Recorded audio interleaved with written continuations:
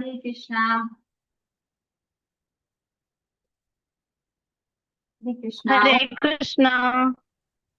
ഹരേ കൃഷ്ണ. ഓം അജ്ഞാനതിമിരാന്ധസ്യ നാനാഞ്ജനാശലാകയാ ചക്ഷുരുന്മീലിതം യേന തസ്മൈ ശ്രീഗുരവേ നമഃ.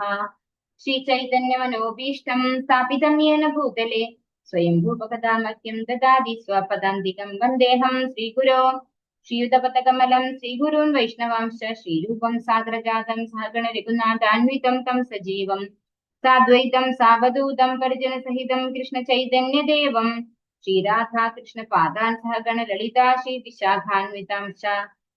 നമ ഓം വിഷ്ണുപാദായ കൃഷ്ണപ്രേഷ്ഠായ ഭൂതലെ ശ്രീമദേ ഭക്തിവേദാന്ത സ്വാമിൻ ഇതി നാമിനി. നമസ്തേ സാരസ്വതേ ദേവേ ഗൗരവാണി പ്രചാരിണേ നിർവിശേഷ ശൂന്യവാദി പാശ്ചാത്യ ദേശതാരിണേ വാഞ്ചാകൽപതരൂപശ്ച കൃപാ സിന്ധുഭ്യേവ ച പതിതാനാം പാവനേഭ്യോ വൈഷ്ണവേഭ്യോ നമോ നമഃ. ഹേ കൃഷ്ണ കരുണാ സിന്ധോ ദീനബന്ധോ ജഗത്പദേ ഗോപേശ ഗോപികാ കാന്ത രാധാ കാന്ത നമോസ്തുതേ. തപ്ത കാഞ്ചന ഗൗരാംഗി രാധേ വൃന്ദാവനേശ്വരി വൃഷഭാനുസുതേ ദേവി പ്രണമാമി ഹരിപ്രിയേ. जय श्री कृष्ण चैतन्य प्रभु नित्यानंद श्री अद्वैत गदाधर श्रीवासादि गौर भक्त वृंदा. हरे कृष्णा कृष्ण कृष्ण हरे हरे, हरे राम राम राम हरे हरे. ओम नमो भगवते वासुदेवाय.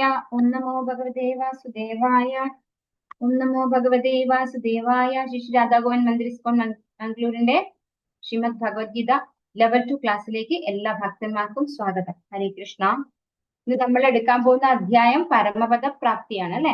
നമ്മൾ കഴിഞ്ഞ ക്ലാസ്സിൽ 7ാമത്തെ അധ്യായത്തിന്റെ അവസാനത്തെ ശ്ലോകത്തിൽ ഭഗവാൻ ഉപയോഗിച്ച 2-3 വാക്കുകൾ ഉണ്ടായിരുന്നു. അതിഭൂതം, അതിദൈവം, അതിയജ്ഞം അല്ലെ. ഇതൊക്കെ ഭഗവാനെ കുറിച്ച് ശരിക്കും മനസ്സിലാക്കി ഇതിന്റെയൊക്കെ ഈ അതിഭൂതം, അതിദൈവം, അതിയജ്ഞമൊക്കെ ആയിട്ടുള്ളത് ഭഗവാനാണ്, പരമദിവ്യോത്തമ പുരുഷനായ ഭഗവാനാണെന്ന് മനസ്സിലാക്കുന്ന ആള് വേഗത്തിൽ എന്റെ അടുത്തേക്ക് തിരിച്ചു വരും, ഭഗവാന്റെ ധാമത്തിലേക്ക് തിരിച്ചു വരും എന്ന് ഭഗവാൻ പറയുന്നു 7ാമത്തെ അധ്യായത്തിൽ. അപ്പോ ഇവിടെ 8ാമത്തെ അദ്ദേഹത്തിന്റെ പേര് പരമപദ പ്രാപ്തി എന്നാണ് ശ്രീ പ്രഭുപാദർ കൊടുത്തിരിക്കുന്നത്. അക്ഷര ബ്രഹ്മയോഗ, അങ്ങനെയാണ് നമ്മുടെ അധ്യായത്തിന്റെ പേര് അല്ലെ. ഭഗവത്ഗീത അധ്യായത്തിന്റെ പരമപദ പ്രാപ്തിയും അക്ഷര ബ്രഹ്മയോഗം എന്താണ് വ്യത്യാസം? അക്ഷര ബ്രഹ്മയോഗ, അക്ഷരം എന്ന് പറഞ്ഞാൽ എന്താണ്? ക്ഷരമില്ലാത്തത് അല്ലെ. അക്ഷര, ക്ഷര പറഞ്ഞാൽ നശിക്കുന്നത്, അക്ഷര പറഞ്ഞാൽ നശിക്കാത്തത്. അക്ഷര ബ്രഹ്മയോഗ. അപ്പൊ നമ്മൾ ഭഗവാൻ പരമപദ പ്രാപ്തി തന്നെയാണ് അക്ഷര ബ്രഹ്മയോഗ. അത് സംസ്കൃതം വേർഡാണെന്ന് മാത്രമേ ഉള്ളൂ വ്യത്യാസം. ശ്ലോകം 1. അർജുന ഉവാച കിം തദ് ബ്രഹ്മ കിമധ്യാത്മം കിം കർമ്മ പുരുഷോത്തമ അധിഭൂതം ച കിം പ്രോക്തം അതിദൈവം കിമുച്യതേ. അർജുനൻ ചോദിച്ചു, ഹേ പുരുഷോത്തമ, എന്താണ് ബ്രഹ്മം? ആത്മാവെന്നാൽ എന്ത്? ഫലോദിഷ്ട കർമ്മം എന്നാൽ എന്ത്? ഭൗതിക പ്രപഞ്ചമെന്നും ദേവന്മാരെന്നും പറയപ്പെടുന്നത് എന്താണ്? അപ്പോ ഭഗവാൻ നേരത്തെ അത് പറഞ്ഞിട്ടുണ്ടല്ലേ. ഇതൊക്കെ മനസ്സിലാക്കി ഇതിന്റെയൊക്കെ നേന്താവ് ഞാനാണെന്ന് മനസ്സിലാക്കുന്നവൻ എന്റെ അടുത്ത് എത്തുന്നു. അപ്പൊ ഇവിടെ അർജുനൻ ചോദിക്കുന്നു, എന്താണ് ബ്രഹ്മം? എന്താണ് ആത്മാവ്? എന്താണ് ഫലം ഉദ്ദേശിച്ചിരുന്ന കർമ്മം? എന്താണ് ഭൗതിക പ്രപഞ്ചം? ആരാണ് ദേവന്മാർ എന്ന് പറയുന്നത് എന്ന് അർജുനൻ ചോദിക്കുന്നു ഭഗവാനോട്. എന്താണ് ബ്രഹ്മം എന്ന് തുടങ്ങിയ അർജുനന്റെ പ്രശ്നങ്ങൾക്ക് ഭഗവാൻ ഉത്തരം അരുളുന്നു. ഈ അധ്യായത്തിൽ എന്താണ് ബ്രഹ്മം എന്ന് തുടങ്ങിയ അർജുനന്റെ പ്രശ്നങ്ങൾ ഭഗവാൻ കാമ്യകർമ്മം, ഭൗതികപൂർവമായ സേവനം, ഭക്തിപൂർവമായ സേവനം, യോഗ തത്വങ്ങൾ, തനിമയാർന്ന ഭഗവത് സേവനം എന്നിവയെ കുറിച്ച് അദ്ദേഹം പ്രതിപാദിക്കുന്നുണ്ട്. അർജുനൻ ഭഗവാനെ പുരുഷോത്തമൻ എന്നാണ് സംബോധന ചെയ്യുന്നത്. താൻ ചോദിക്കുന്നത് കേവലം ഒരു സുഹൃത്തിനോടല്ല, സുനിശ്ചിതമായ ഉത്തരം നൽകാൻ പരമ അധികാരമുള്ള പരമ പുരുഷോത്തമനോട്, മഹാപുരുഷനോടാണെന്ന് വ്യഞ്ചിപ്പിക്കുന്നു. അപ്പോ ഈ ശ്ലോകത്തിൽ ഉപയോഗിച്ചിരിക്കുന്നത് പുരുഷോത്തമ എന്നാണ് അല്ലെ. ഭഗവാനാണ് പുരുഷന്മാരിൽ ഉത്തമനായിട്ടുള്ളവൻ. അപ്പോ യഥാർത്ഥത്തിൽ ഈ സംശയങ്ങൾക്കൊക്കെ ഉത്തരം പറയാൻ ഭഗവാന് മാത്രമേ സാധിക്കുള്ളൂ എന്ന് ആര് മനസ്സിലാക്കുന്നു? അർജുനൻ മനസ്സിലാക്കുന്നു. അപ്പൊ അർജുനൻ അടുത്ത ചോദ്യം കൂടെ ചോദിക്കുകയാണ്. അതിയജ്ഞകഥം ഗോത്ര ദേഹേസ്മിൻ മധുസൂദന പ്രയാണ കാലേ ച കഥം നേയോസി നിയതാത്മഭിഹി. മധുസൂദന, ആരാണ് യജ്ഞദേവത? ഈ ശരീരത്തിൽ അദ്ദേഹം എങ്ങനെ കുടികൊള്ളുന്നു? ഭക്തിയുത സേവന നിരതരായവർക്ക് മരണവേളയിൽ അങ്ങേ എങ്ങനെ അറിയാൻ കഴിയും? മരണവേളയിൽ ഭഗവാനെ ഓർക്കുന്നു ഭഗവാൻ പറഞ്ഞിട്ടുണ്ട് അല്ലെ. ആ വ്യക്തികൾ, അതായത് അതിയജ്ഞം, അതിഭൂതം ഇതൊക്കെ മനസ്സിലാക്കി ഭഗവാനാണ് ഇതിന്റെയൊക്കെ നേതാവെന്ന് മനസ്സിലാക്കി ഭഗവാന്റെ സേവനത്തിൽ ഏർപ്പെട്ടിരിക്കുന്ന അവര് മരണസമയത്ത് എന്നെ ഓർക്കും. അപ്പൊ ഇവിടെ ഭഗവാനോട് ചോദിക്കുകയാണ്, ആരാണ് യജ്ഞദേവത? അദ്ദേഹം എങ്ങനെയാണ് നമ്മുടെ ഈ ശരീരത്തിൽ കുടികൊള്ളുന്നത്? ഭക്തിയുത സേവന നിരതരായവരെങ്ങനെയാണ് മരണസമയത്ത് ഭഗവാനെ ഓർക്കുന്നത്? ഇതിനൊക്കെ എങ്ങനെയാണ് സാധിക്കുന്നത് എന്നുള്ള ചോദ്യമാണ് അർജുനൻ ഭഗവാനോട് ചോദിക്കുന്നത്. ആരാണ് യഥാർത്ഥത്തിൽ യജ്ഞദേവതയെന്നും അവിടുന്ന് ജീവാത്മാവിന്റെ ശരീരത്തിൽ കുടികൊള്ളുന്നത് എങ്ങനെയെന്നും പ്രയാണകാലേ എന്ന പദം ഈ ശ്ലോകത്തിൽ വളരെ പ്രാധാന്യം അർഹിക്കുന്നു. മരണസമയത്ത് മനുഷ്യന് ഭഗവത് സ്മരണ ഉണ്ടാവാൻ പ്രയാസമാണ്. എന്റെ കണ്ഠം കഫം കൊണ്ട് നിറയുകയും ചെയ്യുമ്പോൾ അങ്ങയുടെ തിരുനാമങ്ങൾ ഉച്ചരിക്കാൻ എനിക്ക് എങ്ങനെയാണ് സാധിക്കുക? ഇത് കുലശേഖര ആൾവാർ ചോദിക്കുന്ന ചോദ്യമാണ്.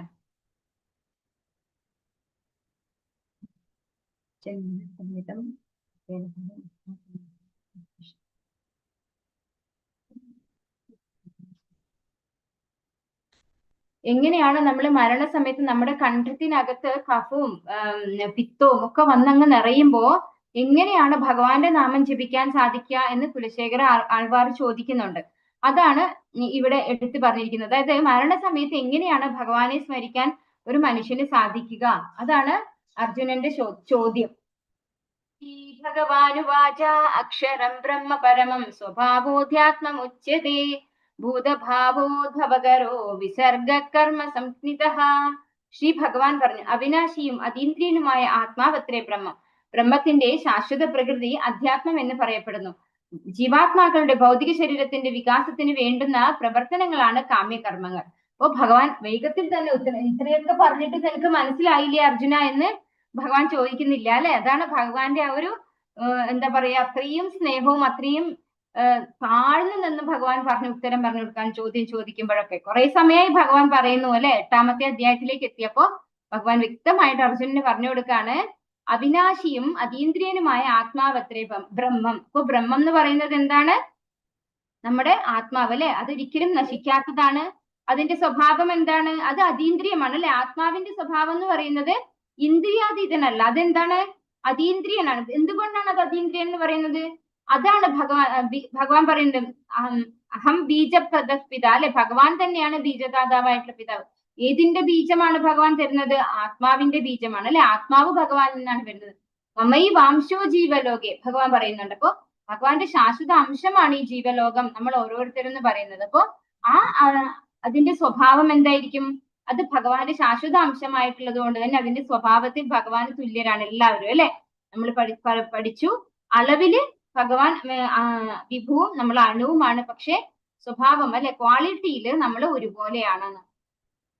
അപ്പോ നമ്മുടെ ആത്മാവ്, അതിനെയാണ് ബ്രഹ്മം എന്ന് പറയുന്നത്. ബ്രഹ്മത്തിന്റെ ശാശ്വത പ്രകൃതി അധ്യാത്മം എന്ന് പറയപ്പെടുന്നു. അപ്പൊ ആ പ്രകൃതി, ശാശ്വതമായിട്ടുള്ള ബ്രഹ്മത്തിന്റെ ആ ഒരു പ്രകൃതിയാണ് അധ്യാത്മം എന്ന് പറയുന്നത്. കിം ബ്രഹ്മ കിം അധ്യാത്മ അല്ലെ. അർജുനൻ ചോദിച്ച ചോദ്യമാണ് അതൊക്കെ. എന്താണ് ബ്രഹ്മം, എന്താണ് അധ്യാത്മം? അധ്യാത്മം എന്ന് പറയുന്നത് എന്താണ്? നമ്മുടെ ശാശ്വത പ്രകൃതി. നമ്മൾ ഇവിടെ എന്താണ് ഉള്ളത്? ഇത് ഭൗതികമാണ് അല്ലെ. ഈ ഒരു പ്രപഞ്ചത്തിന് ഭൗതികമാണ്, എല്ലാം നശ്വരമായിട്ടുള്ളതാണ്. അധ്യാത്മം എവിടെയാണുള്ളത്? ഭഗവാന്റെ ധാമത്തിലാണ് അല്ലെ. വൈകുണ്ഠധാമങ്ങളില്, ഭഗവാന്റെ ധാമങ്ങളിലാണ് അധ്യാത്മം വരുന്നത്. അപ്പൊ ബ്രഹ്മത്തിന്റെ ശാശ്വത പ്രകൃതി പറയുന്നത് അധ്യാത്മമാണ്.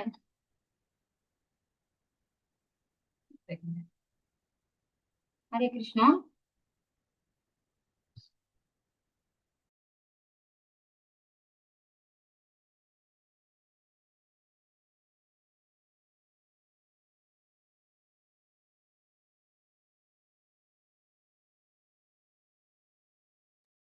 ഹരകൃഷ്ണ മാതാജി, ഒന്നും കേൾക്കുന്നില്ലല്ലോ.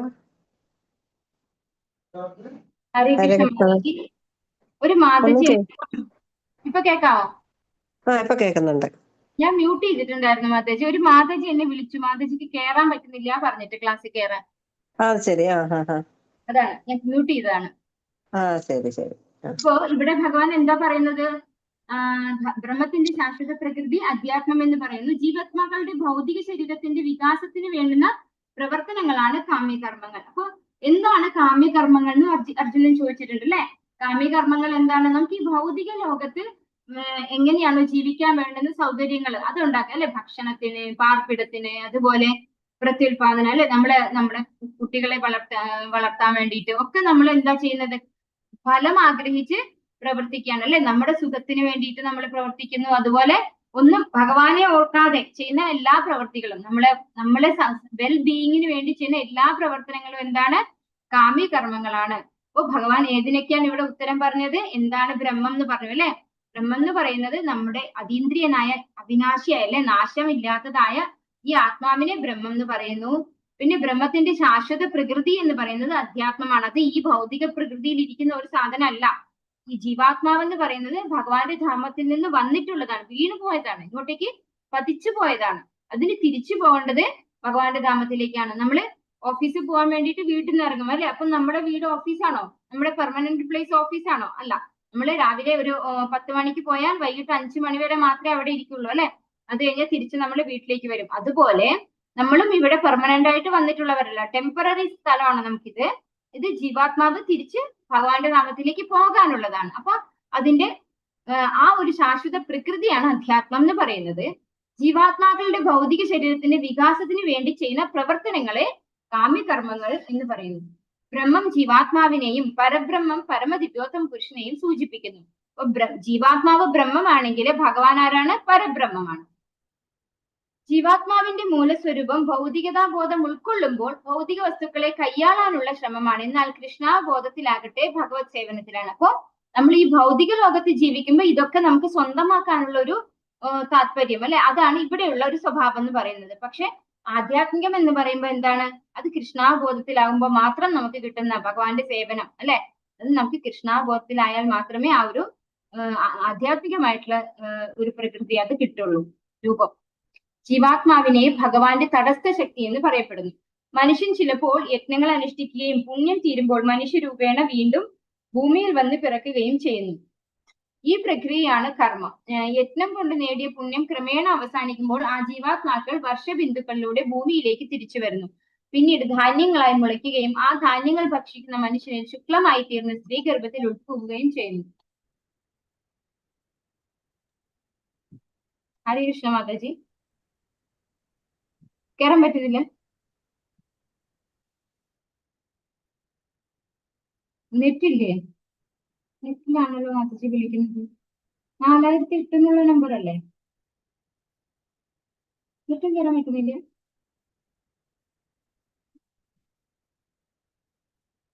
ഇല്ലല്ലോ, ക്ലാസ് എടുത്തോണ്ടിരിക്കുക. മാതാജി യൂട്യൂബിൽ കേൾക്കുന്നാല്. ഹരേ കൃഷ്ണ. ഷിനു മാതാജിയാണ് വിളിക്കുന്നത്. മാതാജിക്ക് കേറാൻ പറ്റുന്നില്ല പറഞ്ഞിട്ട്. അപ്പൊ ഇവിടെ ഈ ഒരു പർപ്പോട്ടില് എന്താണ് പറയുന്നത്? നമ്മൾ യജ്ഞങ്ങളൊക്കെ അനുഷ്ഠിച്ച് നമ്മൾ എന്താ സംഭവിക്കാം? നമ്മൾ യജ്ഞങ്ങൾ അനുഷ്ഠിക്കുന്നത് സ്വാഭാവികമായിട്ട് എന്തിനു വേണ്ടിയാണ്? ഭഗവാന് വേണ്ടി, ഭഗവാനെ തൃപ്തിപ്പെടുത്താൻ വേണ്ടി ചെയ്യുന്ന യജ്ഞം എന്ന് പറയുന്നത് നമ്മൾ 3-ാമത്തെ അധ്യായത്തിൽ പഠിച്ചു അല്ലെ. യജ്ഞാർത്ഥ കർമ്മണോ അന്യത്ര ലോകോയം കർമ്മബന്ധന. ഭഗവാന് വേണ്ടി ചെയ്യുന്നത് എന്താണ്? ഭഗവാന്റെ സേവനാണ്. അല്ലാതെ നമ്മുടെ സുഖത്തിന് വേണ്ടി അല്ലെങ്കിൽ നമുക്ക് ബുദ്ധിമുട്ടൊന്നും ഇല്ലാതെ ജീവിക്കാൻ വേണ്ടിയിട്ട് നമ്മൾ ചെയ്യുന്ന യജ്ഞങ്ങളെ എന്താണ് അതിന്റെ റിസൾട്ട്? അത് ഫലേച്ഛാ കർമ്മങ്ങളാണ് അല്ലെ. അതിന് പുണ്യമാണ് നമ്മൾ അക്യുമുലേറ്റ് ചെയ്യുക. നമുക്ക് കിട്ടുക പുണ്യപ്രവർത്തനമായിട്ടാണ് അത് വരുന്നത്. അത് നമ്മളെ സ്വർഗത്തിലേക്ക് കൊണ്ടുപോകും. മരിച്ചു കഴിഞ്ഞാൽ സ്വർഗത്തിലേക്ക് കൊണ്ടുപോകും. അവിടെ കുറേ വർഷക്കാലം ജീവിക്കും അല്ലെ. ഇവിടുത്തെ 6 മാസം ആണത്രേ അവിടെ ഒരു ദിവസം വരുന്നത്. അപ്പൊ അവിടെ ഒരു 1000 വർഷം ആയുസാണെന്ന് പറഞ്ഞു കഴിഞ്ഞാൽ ഇവിടെ എത്ര വർഷമായി അല്ലെ? ഒരുപാട് വർഷങ്ങളാവും അവിടെ. അപ്പൊ അത്രയും കാലം അവിടെ ജീവിച്ചിട്ട് നമ്മുടെ പുണ്യം തീരുമ്പോൾ നമ്മൾ ക്ഷീണേ പുണ്യേ മർത്യ ലോകം വിശന്തി എന്നാണ് പറയുന്നത് അല്ലെ. നമ്മൾ വീണ്ടും തിരിച്ച് ഭൗതിക ലോകത്തേക്ക് എങ്ങനെയാ വരുന്നത്? ആ വരവാണ് ഇവിടെ പോയിന്റ് ആയിട്ട് പറഞ്ഞിരിക്കുന്നത്. യജ്ഞം കൊണ്ട് നേടിയ പുണ്യം ക്രമേണ അവസാനിക്കുമ്പോൾ ആ ജീവാത്മാക്കൾ വർഷബിന്ദുക്കളിലൂടെ ഭൂമിയിലേക്ക് തിരിച്ചു വരുന്നു. അവര് വർഷപാതം മഴയിലൂടെ തിരിച്ചു വരുന്നു എന്നാണ് പറയുന്നത്.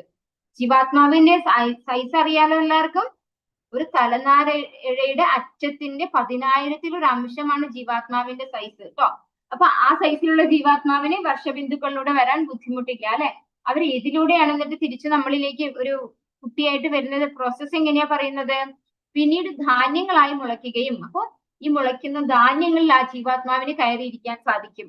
ആ ധാന്യങ്ങൾ ഭക്ഷിക്കുന്ന മനുഷ്യന് ശുക്ലമായി തീർന്ന്, അപ്പോ ഒരു പുരുഷൻ ആ ധാന്യം ഭക്ഷിക്കുമ്പോൾ അദ്ദേഹത്തിന്റെ ശുക്ലമായ ആ ബീജം മാറുന്നു. ആ ഒരു ജീവാത്മാവിന്റെ ബീജം മാറുന്നു. എന്നിട്ടത് സ്ത്രീയുടെ ഗർഭപാത്രത്തിലേക്ക് വരികയും ചെയ്യുന്നു. അങ്ങനെയാണ് നമ്മൾ ഈ ഭൗതിക ലോകത്ത് പിറന്നു വരുന്നത്. അതായത് ആവർത്തിച്ച് ജനിച്ചു മരിച്ചുകൊണ്ടിരിക്കുന്നത് അങ്ങനെയാണ്. കൃഷ്ണാബോധം ഉദിച്ചവൻ ഇത്തരം യജ്ഞങ്ങൾ ചെയ്യാറില്ല. അയാൾ കൃഷ്ണാബോധത്തെ മാത്രം ലക്ഷ്യമാക്കുന്നു. അങ്ങനെ ഭഗവദ്ധാമത്തിലേക്ക് തിരിച്ചെത്താൻ തയ്യാറെടുക്കുന്നു. ഭഗവത് അംശമായ ജീവാത്മാവ് ഭൗതിക ലോകത്തിൽ വീണു പോയേക്കാം, എന്നാൽ പരമപുരുഷന് അച്യുതൻ ഒരിക്കലും പതനമില്ല. അപ്പോ ജീവാത്മാവിന് മാത്രമേ ഈ പതനമുള്ളൂ. ആർക്ക് പതനമില്ല? ഭഗവാന് ഒരിക്കലും പതനമില്ല. ജീവാത്മാവ് ഭൗതികതയിൽ വീണു പോകും, പക്ഷെ ഭഗവാൻ ഒരിക്കലും പതനമില്ലാത്ത അച്യുതൻ എന്നാണ് പറയുന്നത് അല്ലെ. അതിഭൂതം ക്ഷരോഭാവ പുരുഷശ്ചാതിദൈവതം അതിയജ്ഞോഹമേവാത്ര ദേഹേ ദേഹാഭൃതാംബരാം. ഹേ ശരീരം കൊണ്ടവരിൽ ശ്രേഷ്ഠനായവനെ, എപ്പോഴും മാറിക്കൊണ്ടിരിക്കുന്ന ഭൗതിക പ്രകൃതിയാണ് അതിഭൂതം, പ്രത്യക്ഷ പ്രപഞ്ചം. സൂര്യനെയും ചന്ദ്രനെയും ദേവന്മാരെയും ഉൾക്കൊള്ളുന്ന ഭഗവാന്റെ വിശ്വരൂപം അതിദൈവം എന്നും സകല ശരീരങ്ങളുടെയും ഹൃദയത്തിൽ വാണരുളുന്ന പരമാത്മാവായ ഞാൻ കൃഷ്ണൻ അതിയജ്ഞൻ എന്നും അറിയപ്പെടുന്നു. ഇനി അതിഭൂതം, അതിയജ്ഞം, അതിദൈവം അല്ലെ, ഇതൊക്കെ ഭഗവാൻ പറഞ്ഞു തരാണ് ഈ ശ്ലോകത്തില്. എന്താ വിളിക്കുന്നത് അർജുനനെ? ശരീരം കൊണ്ടവരിൽ ഉത്കൃഷ്ടനായവനെ. അപ്പോ അർജുനൻ എന്ന് പറയുന്നത് ഉത്കൃഷ്ടനായിട്ടുള്ള ഒരു വ്യക്തിയാണ്. എപ്പോഴും മാറിക്കൊണ്ടിരിക്കുന്ന ഭൗതിക പ്രകൃതി അതിഭൂതം. അപ്പൊ ഈ ഭൗതിക പ്രകൃതിയെ വിളിക്കുന്ന പേരാണ് അതിഭൂതം എന്ന് പറയുന്നത്. അതിന്റെ സ്വഭാവം എന്താണ്? അത് എപ്പോഴും ചേഞ്ചിങ് ആണ് അല്ലെ, ഒരിക്കലും ഒരുപോലെ ഇരിക്കില്ല, എപ്പോഴും മാറിക്കൊണ്ടിരിക്കുന്നതാണ് ഈ ഭൗതിക പ്രകൃതി. അത് അതിഭൂതം എന്ന് പറയുന്നു.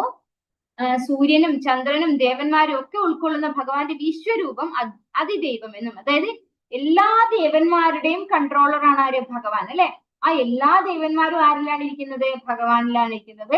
അത് 11ാമത്തെ അധ്യായത്തിൽ വിശ്വരൂപം എടുക്കുമ്പോൾ നമുക്ക് അറിയാൻ പറ്റും ഭഗവാനിൽ എങ്ങനെയാണ് എല്ലാവരും ഇരിക്കുന്നത് എന്ന്. അപ്പൊ അങ്ങനെയുള്ള ആ ഭഗവാന്റെ വിശ്വരൂപത്തെയാണ് അതിദൈവം എന്ന് പറയുന്നത്. അപ്പൊ എല്ലാ ദേവന്മാരും ഉൾപ്പോകുന്ന ഭഗവാന്റെ വിശ്വരൂപമാണ് അതിദൈവം.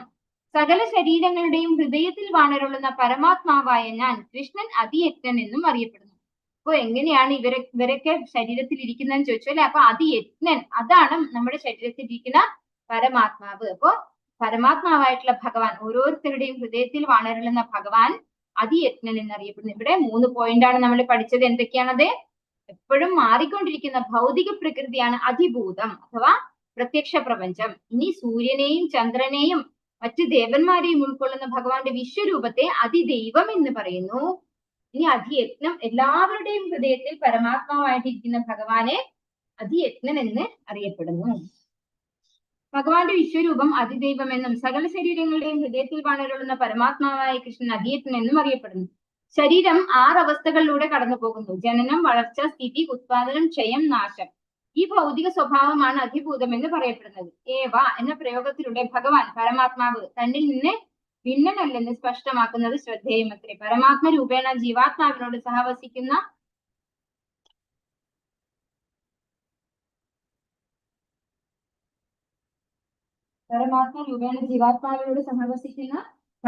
പരമദിവ്യോത്തമ പുരുഷനായ ഭഗവാൻ അല്ലെ. ആ ഭഗവാൻ ആരാണ്? അതിയജ്ഞൻ എന്ന് പറയുന്നു. ഭഗവാനെ അതിയജ്ഞൻ, നമ്മുടെ പരമാത്മാവായിട്ട് നമ്മുടെ കൂടെയുള്ള ഭഗവാനെ അതിയജ്ഞൻ എന്ന് വിളിക്കുന്നു. അപ്പൊ ഏതൊക്കെ അവസ്ഥയാണ് ചേഞ്ചിങ് ആയിട്ടുള്ള ഭൗതിക പ്രകൃതിയുടെ അവസ്ഥ? ഏതൊക്കെയാണ്? 6 അവസ്ഥകളിലൂടെ കടന്നു പോകുന്നു ഈ ഭൗതിക പ്രകൃതി എന്ന് പറയുന്നത്. അതായത് ജനനം, വളർച്ച, സ്ഥിതി, ഉത്പാദനം, ക്ഷയം, നാശം. ഈ 6 ഘടകങ്ങളിലൂടെ നമ്മൾ ഈ ഭൗതിക പ്രകൃതി കടന്നു പോകുന്നുണ്ട്. അത് ഉണ്ടാകുന്നുണ്ട്, അത് വളരുന്നുണ്ട്, സ്ഥിതി ചെയ്യുന്നു, അതുപോലെ അത് പ്രത്യുത്പാദനം ചെയ്യുന്നു, പിന്നെ ക്ഷയിക്കുന്നു, നശിക്കുന്നു. ഇങ്ങനെ 6 അവസ്ഥകളിലൂടെ കടന്നു പോകുന്നുണ്ട് നമ്മുടെ ഭൗതിക പ്രകൃതി. പക്ഷെ ആത്മാവ്, ജീവാത്മാവിന് എന്താണ്? ഈ ഒരു ചേഞ്ചസ് ഒരിക്കലും ഇല്ല അല്ലെ. നമ്മൾ എപ്പോഴും കോൺസ്റ്റന്റ് ആണ്. ജീവാത്മാവിന് ഒരു മാറ്റവും സംഭവിക്കുന്നില്ല. പക്ഷെ ഭൗതിക പ്രകൃതി എപ്പോഴും ചേഞ്ച് ആയിക്കൊണ്ടിരിക്കുന്നുണ്ട്. അന്ധകാലേ ച മാമേവ സ്മരൻ മുക്ത്വാ കളേവരം വിപ്രയാതി സമദ്ഭാവം യാതി നാസ്ത്യത്ര സംശയഃ. മരണസമയത്ത് എന്നെ തന്നെ സ്മരിച്ചുകൊണ്ട് ശരീരം ത്യജിക്കുന്നവൻ എന്റെ ഭാവത്തെ ഉടൻ തന്നെ പ്രാപിക്കുമെന്നതിന് സംശയമില്ല. അപ്പോ നമ്മൾ ഭഗവാനെ തന്നെ ഓർത്തു കഴിഞ്ഞാൽ, നമ്മളെ ഇതൊക്കെ ഭഗവാന്റെ ക്വാളിറ്റീസ് ആണെന്ന് മനസ്സിലാക്കി ഭഗവാന്റെ സേവനത്തിൽ ഏർപ്പെട്ടാൽ മാത്രമേ നമുക്ക് ഭഗവാനെ ഓർക്കാൻ സാധിക്കുള്ളൂ. നമുക്കറിയാം, നമ്മളൊരു 10 മിനിറ്റ് അല്ലെങ്കിൽ 1 മണിക്കൂർ നമ്മൾ എന്തെങ്കിലും ഒരു പ്രവൃത്തി ചെയ്തു കഴിഞ്ഞാൽ അതിന്റെ തൊട്ടടുത്ത നിമിഷം നമ്മൾ എന്താ ചിന്തിക്കുക? നമ്മൾ ആ ചെയ്ത പ്രവൃത്തിനെ കുറിച്ചായിരിക്കും അല്ലെ. അതുപോലെ ആ മരിക്കുന്ന സമയത്തിന് മുമ്പ് വരെ നമ്മൾ എന്താണോ ചെയ്തത് അത് മാത്രമേ നമുക്ക് മരണസമയത്ത് ഓർക്കാൻ സാധിക്കുള്ളൂ. അപ്പൊ എപ്പോഴാണ് മരണം എന്ന് നമുക്കൊട്ട് അറിയേയില്ല. നമ്മള് ഒരു 80 വയസ്സ് കഴിഞ്ഞാല്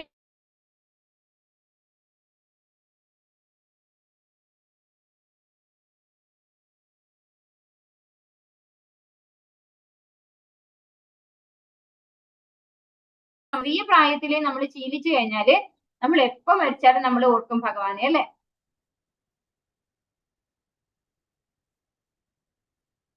ഹരേ കൃഷ്ണ. ഹരേ കൃഷ്ണ. ഹരേ കൃഷ്ണ മാതാജി, ഇടയ്ക്കിടയ്ക്ക് കട്ടാവുന്നുണ്ടല്ലോ. ഇന്റർനെറ്റ് കണക്ഷൻ ഫെയിലിയർ കാണിച്ചപ്പോഴാണ് ഞാൻ ഹരേ കൃഷ്ണ പറഞ്ഞത്. ആ, ഇടയ്ക്കിടയ്ക്ക് ഇങ്ങനെ പോകുന്നുണ്ട്. ഞാനിപ്പോ ഒന്ന് വിളിക്കാന്ന് വെച്ചിരിക്കുവായിരുന്നു. ഹരേ കൃഷ്ണ. അപ്പൊ മരണസമയത്ത് ഭഗവാനെ സ്മരിച്ച് ശരീരം ത്യജിക്കുന്നവർ ഭഗവാന്റെ ഭാവത്തെ ഉടൻ തന്നെ പ്രാപിക്കുമെന്ന് ഭഗവാൻ പറയുന്നു. ഈ ശ്ലോകം കൃഷ്ണാബോധത്തിന്റെ പ്രാധാന്യം ഊന്നി പറയുന്നു. കൃഷ്ണാബോധത്തോടെ ദേഹത്യാഗം ചെയ്യുന്നവൻ ഉടനെ ഭഗവാന്റെ അതീന്ദ്രിയ ഭാവം കൈക്കൊള്ളുന്നു. ജീവിതത്തിന്റെ ആരംഭഘട്ടം മുതൽക്ക് ഈ കൃഷ്ണാബോധം ശീലിക്കണം. നിര്യാണ വേളയിൽ വിജയം വരിക്കണമെങ്കിൽ കൃഷ്ണസ്മരണ അത്യന്താപേക്ഷിതമാണ് താനും. അപ്പോ ഭഗവാനെ സ്മരിക്കാൻ നമ്മുടെ ചെറിയ പ്രായത്തിലെ ഭഗവാനെ വിളിച്ചു തുടങ്ങണം. കാരണം മരണം എപ്പോഴാണ് വരിക എന്നറിയില്ല. അപ്പൊ മരിക്കുന്ന സമയത്ത് ഭഗവാനെ ഓർക്കണമെങ്കിൽ നമ്മൾ സദാസമയം ഭഗവാന്റെ നാമം ജപിക്കണം. യം യം വാപി സ്മരൻ ഭാവം ത്യജത്യന്തേ കളേബരം തം തമേവൈതി കൗന്ദേയ സദാ തദ്ഭാവ ഭാവിതഃ. എന്തിനെ കുറിച്ചാണോ മരണവേളയിൽ ഒരാൾ സ്മരിക്കുന്നത്, ഹേ കുന്തിപുത്ര, അയാൾ തീർച്ചയായും അതിനെ പ്രാപിക്കും. അപ്പൊ നമ്മള് ഭഗവാനെയാണ് വിചാരിക്കുന്നത്, മരിക്കുമ്പോ ഭഗവാനെയാണ് വിചാരിക്കുന്നെങ്കിൽ ഭഗവാൻ പറഞ്ഞു ഭഗവാന്റെ ധാമത്തിൽ എത്തുന്നു. ഇനി നമ്മൾ വേറെ എന്തെങ്കിലും ആണ് ചിന്തിക്കുന്നത് എന്ന് വിചാരിച്ചാൽ നമ്മൾ ആ ഭാവത്തിലേക്ക് ആയിത്തീരും എന്നാണ് പറയുന്നത്. അപ്പൊ നമ്മൾ മരണസമയത്ത് നമ്മുടെ ആ ഒരു സിറ്റുവേഷൻ, നമ്മുടെ ചിന്താഗതി എന്താണെന്നുള്ളത് വളരെ ഇമ്പോർട്ടന്റ് ആണ്. അതാണ് നമ്മൾ ഈ കൃഷ്ണാബോധത്തിലൂടെ നമ്മൾ, അതായത് നമ്മൾ 10ാം ക്ലാസ്സിലൊക്കെ പഠിക്കാൻ പോകുമ്പോൾ നമ്മൾ എന്താണ് ടാർഗറ്റ് ചെയ്യാറ്? 10ാം ക്ലാസ്സിന്റെ അവസാന വർഷത്തെ പരീക്ഷ അല്ലെ, year end exam. Year end എക്സാമിന് നമുക്ക് ഫുൾ മാർക്ക് വാങ്ങിക്കാൻ പറ്റിയാല് നമുക്ക് ജയിച്ചു, നമുക്ക് അത് മതി. പക്ഷെ നമ്മള് അതുവരെ ഒന്നും പഠിക്കാതെ നമുക്ക് 10ാം ക്ലാസ്സിൽ പരീക്ഷ എത്തുമ്പോ നമുക്ക് ഫുൾ മാർക്ക് കിട്ടുമോ? നമ്മൾ അതാത് സമയത്ത് പഠിക്കാനുള്ളത് പഠിച്ചുകൊണ്ട് പോയാലേ നമുക്ക് ആ പരീക്ഷയ്ക്ക് വൃത്തിയായി എഴുതാൻ പറ്റുള്ളൂ. അതുപോലെ നമ്മൾ മരണസമയത്ത് നമുക്ക് ഭഗവാനെ ഓർക്കണമെങ്കിൽ നമ്മൾ സദാ ചെറിയ പ്രായത്തിലെ നമ്മൾ തുടങ്ങണം ഭഗവാനെ കുറിച്ച് സ്മരിക്കാനായിട്ട്. ഇനി കുറച്ച് ഓൾഡ് ഏജിലാണ് തുടങ്ങുന്നതെങ്കിൽ പോലും നമ്മൾ പരമാവധി നമ്മൾ ആ ഒരു ഓൾ ടൈം സതതം കീർത്തയന്തോമ എന്ന് ഭഗവാൻ പറയുന്നുണ്ട്. അതുപോലെ നമ്മൾ പറ്റാവുന്ന അത്രയും സമയം ഭഗവാനെ കുറിച്ച് സ്മരിച്ചുകൊണ്ടിരിക്കണം. അങ്ങനെ അല്ല എങ്കിൽ എന്തിനെ കുറിച്ചാണോ നമ്മൾ ഓർക്കുന്നത് നമ്മൾ അതായിത്തീരും എന്ന് പറയുന്നു. കൃഷ്ണസ്മരണയോടെ ശരീരം ത്യജിക്കുന്നവർ അതീന്ദ്രിയമായ ഭഗവത് പദം പോകുന്നു. മറ്റേതെങ്കിലും സ്മരണ പുലർത്തിക്കൊണ്ട് മരിക്കുന്നവർ ഈ അവസ്ഥയിൽ എത്തുകയില്ല. കൃഷ്ണനെ നിരന്തരം സ്മരിക്കുകയും ചെയ്യുന്നവർക്ക് അന്ത്യവേളയിലും ഭഗവത് സ്മരണ ഉദിക്കും. ഭരത മഹാരാജാവിന് മരണവേളയിൽ ഒരു മാൻകുട്ടിയെ കുറിച്ചായിരുന്നു വിചാരം. തന്മൂലം അടുത്ത ജന്മത്തിൽ അദ്ദേഹത്തിന് ഒരു മാനിന്റെ ശരീരം കൈക്കൊള്ളേണ്ടി വന്നു. നിരന്തരമായ ഹരേ കൃഷ്ണ കൃഷ്ണ കൃഷ്ണ ഹരേ ഹരേ, ഹരേ രാമ രാമ രാമ ഹരേ ഹരേ എന്ന നാമജപം അത്രേ മരണവേളയിൽ ഒരാളുടെ മനോഭാവത്തെ വേണ്ടുന്ന വഴിക്ക് തിരിക്കാൻ ഉതകുന്ന ഉത്തമമായ മാർഗം. അപ്പോ നമ്മളെ എങ്ങനെയാണ് ഭഗവാന്റെ ചിന്തയിലേക്ക് കൊണ്ടുവരുന്നത്? മരണസമയത്ത് നമ്മൾ സദാ ഭഗവാന്റെ നാമം ജപിച്ചാൽ മാത്രമേ സാധിക്കുള്ളൂ. ഇവിടെ ഭരത മഹാരാജാവിന്റെ ഒരു ഉദാഹരണം പറയാണ്. ഭരത മഹാരാജാവ് സ്വയം ഭഗവാൻ ഋഷഭദേവന്റെ പുത്രനാണ്. ഭഗവാന്റെ തന്നെ ശക്തിയാവേശ അവതാരമാണ് ഋഷഭദേവൻ. ഇപ്പൊ ഋഷഭദേവന്റെ ഭക്തനായിട്ടുള്ള, അതായത് ജനിച്ചപ്പോ തൊട്ടേ ഭക്തി ചെയ്യുന്ന ആളാണ് ഭരത മഹാരാജാവ്. അങ്ങനെ അദ്ദേഹം വലുതായി രാജ്യഭാരം ഏറ്റെടുക്കുന്നു. അദ്ദേഹത്തിന് ഭാര്യയും കുട്ടികളൊക്കെ ഉണ്ടാവുന്നു. അപ്പൊ ഒരു ഏജ് കഴിഞ്ഞപ്പോ അവരെയൊക്കെ ഉപേക്ഷിച്ച് പൂർണ്ണമായിട്ട് ഭഗവാന്റെ, അതുവരെയും അദ്ദേഹം ചെയ്തതെല്ലാം ഭഗവാന്റെ സേവന നിരതനായിട്ട് തന്നെയായിരുന്നു. ഇവൻ കുടുംബം പോലും അദ്ദേഹം കൊണ്ടുപോയത് ഭക്തിയോടുകൂടി തന്നെയായിരുന്നു. ഒരിക്കലും ഭക്തി മുറിച്ചു കളഞ്ഞിട്ടേയില്ല ഭരത മഹാരാജാവ്. അങ്ങനെ ഏറ്റവും അവസാനം വാനപ്രസ്ഥത്തിലേക്ക് പോയി. അദ്ദേഹം ഭാര്യയും മക്കളെയും ഒക്കെ ഉപേക്ഷിച്ച്, രാജ്യമൊക്കെ ഉപേക്ഷിച്ച് അതൊക്കെ മക്കൾക്ക് വീതിച്ചു കൊടുത്ത് അദ്ദേഹം കാട്ടില് പോയി തപസ് ചെയ്യാനും ഭക്തിയുടെ സേവനം ചെയ്തുകൊണ്ടുള്ള തപശ്ചര്യ അനുഷ്ഠിക്കാൻ തുടങ്ങിയപ്പോ, അങ്ങനെ ഒരു ദിവസം തപസ് ചെയ്തുകൊണ്ടിരിക്കുമ്പോ ഒരു മാൻകുട്ടി, അത് പൂർണ്ണ ഗർഭിണിയായ ഒരു അമ്മമാൻ അങ്ങനെ ഓടി വരികയാണ്. അതിന്റെ പുറകിൽ ഒരു പുലി, ഒരു സിംഹം, അങ്ങനെ എന്തോ ഒരു ആനിമൽ അതിനെ ചേസ് ചെയ്ത് വരികയായിരുന്നു. അപ്പോ അടുത്തുള്ള ഒരു പുഴയിലേക്ക് ഈ അമ്മമാൻ എടുത്ത് ചാടുകയാണ്. ആ ചാടിയപ്പോ അമ്മ മരിച്ചിട്ട് അമ്മ കുട്ടിയെ പ്രസവിക്കുന്നു. ആ സ്പോട്ടില് അമ്മ മരിച്ചു പോകുന്നു. അപ്പൊ തന്നെ ഭരത മഹാരാജാവ് ആ പുഴയിലേക്ക് എടുത്ത് ചാടി ആ കുട്ടി മാനിനെ രക്ഷിക്കുകയാണ് ചെയ്യുന്നത്. അതിനെയും കൊണ്ട് പർണശാലയിൽ വന്ന്, അത് കുഞ്ഞു കുട്ടിയാണല്ലോ, അതിനെ ശുശ്രൂഷിച്ച് അദ്ദേഹം ഭക്തിയുടെ സേവനം അങ്ങ് വിട്ടുപോയി, അങ്ങ് മറന്നു. ഈ മാൻകുട്ടീനെ പറ്റി മാത്രമായി ചിന്ത. അതിന് ഭക്ഷണം കൊടുക്കണം, അതിന്റെ കാര്യങ്ങളൊക്കെ ശുശ്രൂഷയൊക്കെ ചെയ്യണം. കുറച്ചത് വലുതായപ്പോ അത് അവിടെ ഓടിക്കളിക്കാൻ തുടങ്ങി അല്ലെ. ആ ഓടിക്കളിക്കുന്ന സമയത്ത് അത് തിരിച്ചു വന്നില്ലെങ്കിൽ അതിനെ ചൊല്ലി വിഷമായി ഭരത മഹാരാജാവിനെ. അദ്ദേഹം ഒരു ദിവസം ഇങ്ങനെ മാൻകുട്ടി വരാതെ ആയപ്പോ കാട്ടിലിറങ്ങി ആ മാൻകുട്ടീനെ എന്ത് ചെയ്യുമോ, എന്റെ മാൻകുട്ടി എവിടെ പോയി, അതിനെ ആരെങ്കിലും പിടിച്ചു തിന്നോ, അതിനെ വല്ല സിംഹം മറ്റോ പിടിച്ചോ എന്നൊക്കെ ചിന്തിച്ചുകൊണ്ട് അവിടെ വീണ് മരിച്ചു പോവുകയാണ് ചെയ്യുന്നത്. അപ്പൊ ആ മരിക്കുന്ന സമയത്ത് അദ്ദേഹത്തിന്റെ ചിന്ത മാൻകുട്ടിയിലായി പോയത് കൊണ്ട് അടുത്ത ജന്മം അദ്ദേഹത്തിന് മാന്റെ ജന്മമാണ് കിട്ടിയത്. അതേ പർണശാലയിൽ തന്നെ ഒരു മാൻകുട്ടിയായിട്ട് അദ്ദേഹം വന്നപ്പോ പക്ഷെ അദ്ദേഹം ഭക്തി ചെയ്തത് കൊണ്ട് അദ്ദേഹത്തിന്റെ ആ മെമ്മറി പവർ അവിടെ കിട്ടി. ആ മാനായിരുന്നപ്പോഴും അദ്ദേഹം മനസ്സിലാക്കി, ഞാൻ വീണുപോയി, ആ മരണസമയത്ത് ഭഗവാനെ ഓർക്കാൻ സാധിച്ചില്ല എനിക്ക്, അത് പക്ഷെ ഭക്തി ചെയ്തത് കൊണ്ട് ആ ഒരു മെമ്മറി, ആ ഒരു അവബോധം ആ മാനിന്റെ ശരീരത്തിലാണെങ്കിലും കിട്ടി എന്നാണ് പറയുന്നത്. പിന്നെ ആ ഒരു ജന്മത്തില് മാനായിട്ടാണെങ്കിലും പക്ഷെ ഒന്നിനോടും ഇന്ററാക്ട് ചെയ്യാതെ അദ്ദേഹം അടുത്ത ശരീരം ഒരു ബ്രാഹ്മണ ശരീരത്തിലേക്ക് വന്നു, ജഡഭരതനായിട്ട്. ആ ശരീരത്തിൽ അദ്ദേഹം തിരിച്ചു ഭഗവാന്റെ ധാമത്തിലേക്ക് പോവുകയും ചെയ്തു. അപ്പൊ ഭക്തിയുത സേവനം ചെയ്തു കഴിഞ്ഞാൽ അതാണ് സ്വല്പം അപ്യസ്യ ധർമ്മസ്യ ത്രായതേ മഹതോ ഭയ. നമ്മൾ കുറച്ചാണ് ചെയ്യുന്നതെങ്കിലും അതിന്റെ റിസൾട്ട് നമുക്ക് കിട്ടും. അപ്പൊ അദ്ദേഹത്തിന് മാന്റെ ശരീരം എടുക്കേണ്ടി വന്നെങ്കിലും തൊട്ടടുത്ത ജന്മത്തിൽ അദ്ദേഹത്തിന് ഭഗവാന്റെ അടുത്തേക്ക് തിരിച്ചു പോകാൻ പറ്റുന്നത്ര ഉത്കൃഷ്ടമായിട്ടുള്ള ഒരു ശരീരം കിട്ടി അദ്ദേഹം ഭക്തിയുത സേവനം ചെയ്തതുകൊണ്ട്. തസ്മാ സർവേഷു കാലേഷു മാമനുസ്മര യുദ്ധ്യജ മയ്യർപ്പിത മനോ ബുദ്ധി മാമേ വൈശ്യസ്യ സംശയ.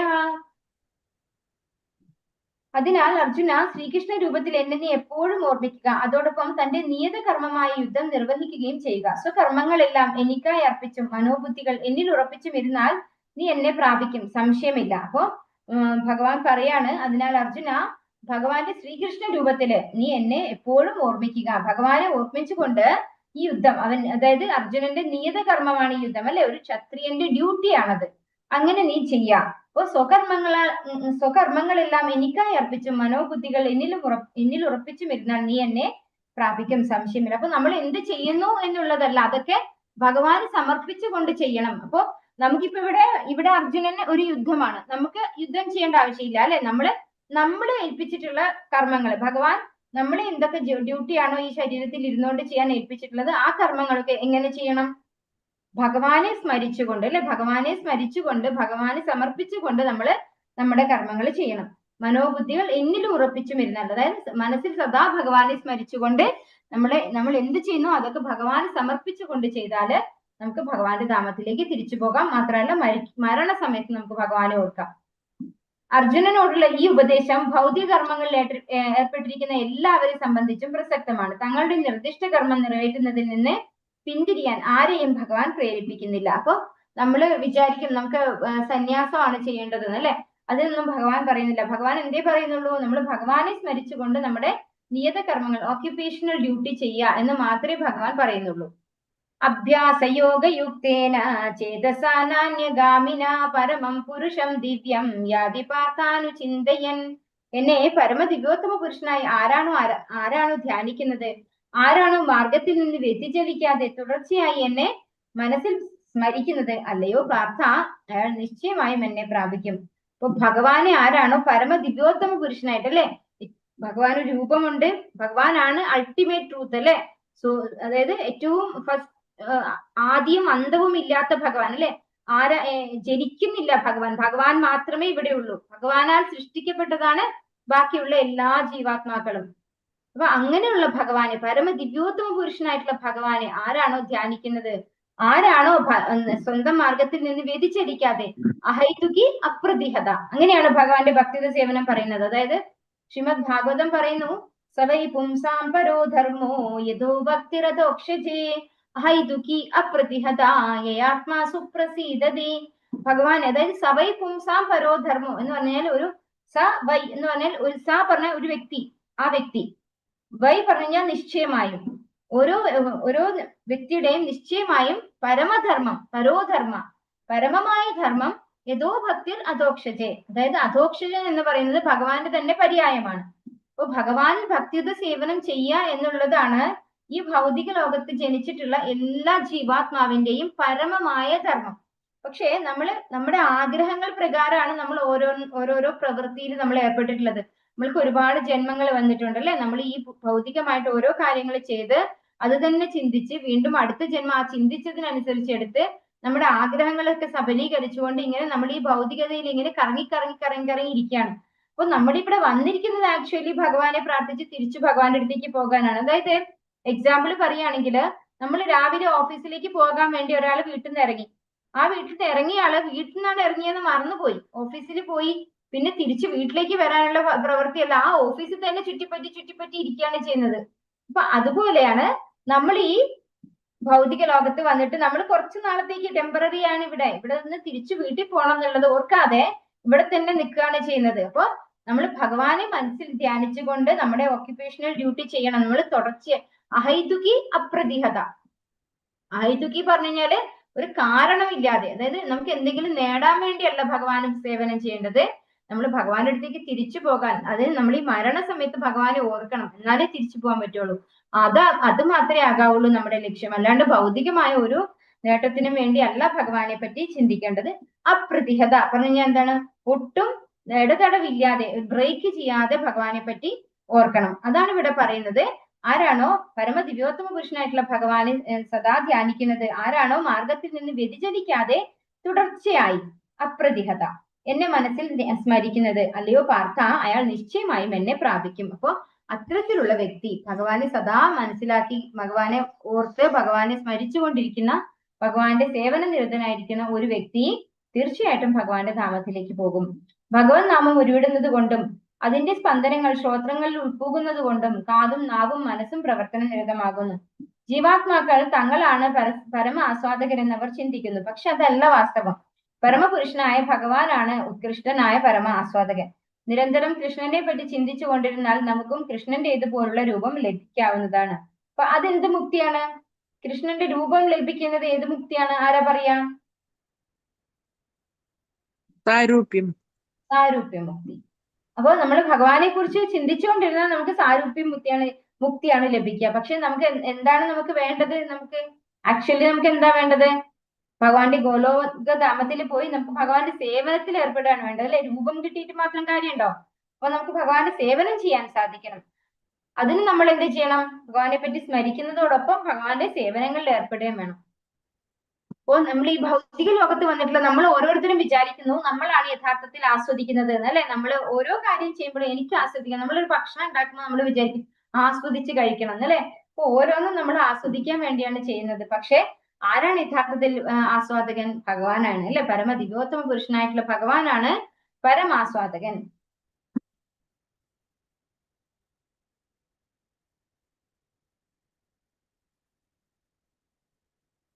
കവിം പുരാണമനുശാസിതാരം അണോരണീയാം സമനുസ്മരേദ്യഃ സർവസ്യ ദാതാരമചിന്യ രൂപം ആദിത്യവർണം തമസഃ പരസ്താത്.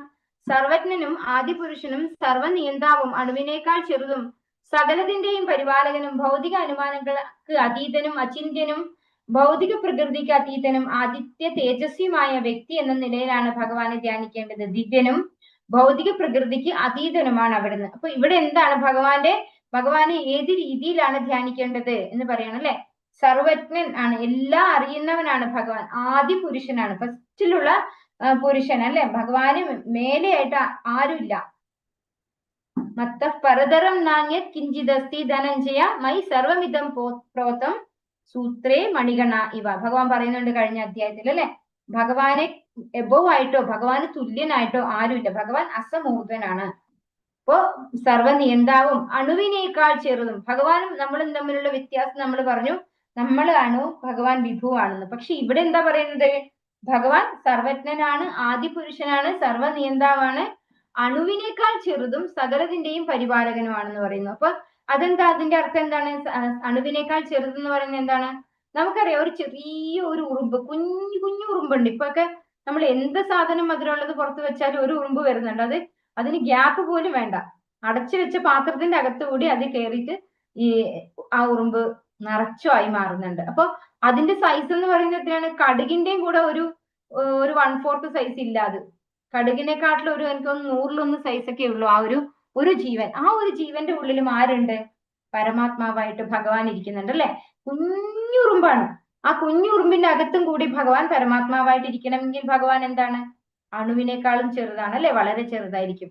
അപ്പൊ ഭഗവാൻ അണുവിനേക്കാൾ ചെറുതുമാണ്, വിഭുവാണ്, രണ്ടാണ്. ഭഗവാന് എങ്ങനെ വേണമെങ്കിലും ആവാം. ഭഗവാന് ഇന്ന സൈസിലേ ഇരിക്കാവുള്ളൂ, ഇത്ര സൈസാണ് അങ്ങനെയില്ല. ഭഗവാന് ചെറുതും ആകാം വലുതും ആകാം. അതാണ് ഭഗവാന്റെ അചിന്ത്യ ശക്തി പറയുന്നത്. സകലതിന്റെയും പരിപാലകനാണ് ഭഗവാൻ. സ്ഥിതി അല്ലെ, ഭൗതിക അനുമാനങ്ങൾക്ക് അതീതനും. ഇപ്പൊ നമുക്ക് നമ്മുടെ ചിന്തയ്ക്ക് അപ്പുറത്താണ് ഭഗവാൻ എന്ന് പറയുന്നത്. അചിന്ത്യനും ഭൗതിക പ്രകൃതിക്ക് അതീതനും ആദിത്യ തേജസ്വിയുമായ വ്യക്തി എന്ന നിലയിലാണ് ഭഗവാനെ ധ്യാനിക്കേണ്ടത്.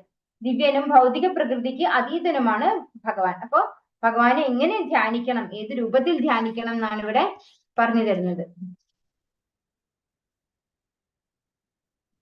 ഭഗവാനെ അവ്യക്തിഗതനായോ ശൂന്യതയായോ പ്രതിപാദിച്ചിട്ടില്ലെന്നത് പ്രത്യേകം ശ്രദ്ധ അർഹിക്കുന്നു. അത്തരം ധ്യാനത്തിന് പ്രയാസം കൂടും. അണുവിനേക്കാളും ചെറിയ രൂപം കൈക്കൊള്ളുവാൻ ഭഗവാന് കഴിയും. ഒരു കേശാഗ്രത്തിന്റെ 10,000-ൽ ഒരു അംശമേ വലിപ്പമുള്ളൂ ഒരു ജീവാണുവിന്.